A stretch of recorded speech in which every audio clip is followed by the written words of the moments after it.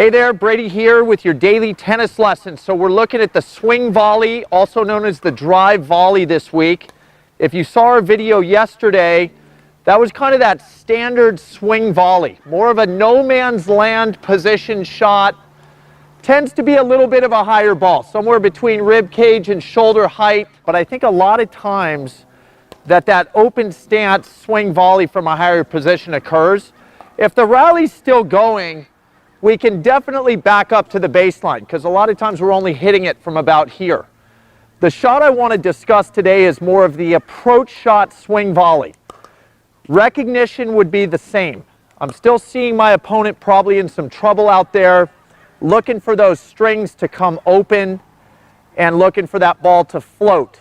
But I think, as a lot of us out there know, sometimes it floats, but it doesn't float very high.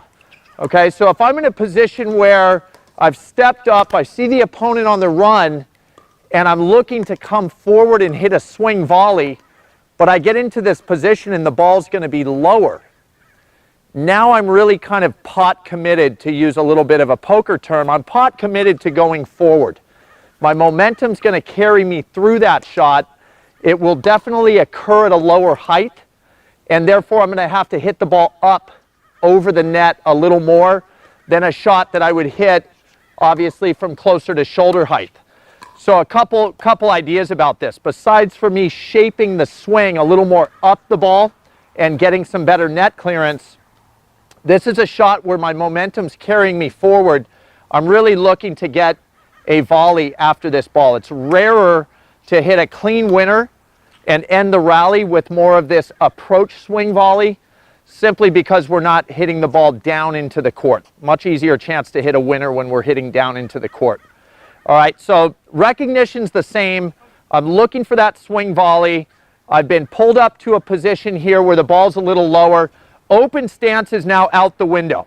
It's more of this skip step shot where, because my body has to be a little more sideways, I'm going to skip off that left leg, land on the left leg, and let my momentum carry me forward, and I'm absolutely looking to follow this ball up with a volley. So keep that momentum going forward and transition into that continental grip and get ready to look for a volley. Okay, so all in all, it's still a swing volley, but the approach shot swing volley, we got to think a little bit differently in terms of working up the ball and follow this shot in. Okay, so let's have a look here.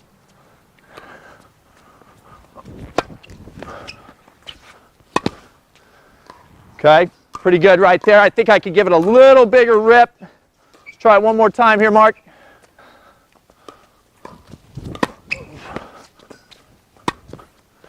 Okay, so one other idea with that shot is that down the line obviously is a really good idea there. Not only for a right-handed player am I hitting into their backhand, but because when we take these shots more with that skip step, the body tends to be a little more closed to the side of the ball than maybe would occur with open stance. Open stance, we come kind of flying open a lot, more exposed to the court, easier to pull it cross court. So go down the line with that ball. It sets up better with the position the body's in, coming in lower and skipping off that left leg. And then the bonus to this is that because I'm tacking on, you know, this movement forward and looking to get a volley, I get to move straight in. Where if I come up on this shot and go cross court, I now have to veer diagonal to make sure I'm covering the down the line ball. So it's a pretty easy transition getting into the net with this approach shot swing volley to just go straight in to that ad side and follow that ball directly forward. Mark, let's look at one more before we close out here.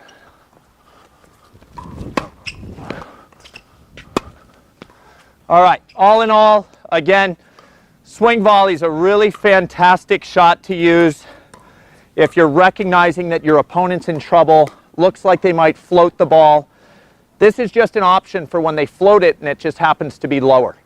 We can't go about the shot the same if the point of contact for one of them is up by our shoulder and the other's down here at our waist. So that's a great way to to approach the swing volley when the floater comes in low, skip through that shot, treat it more like an approach shot, get to net, knock off a volley or two.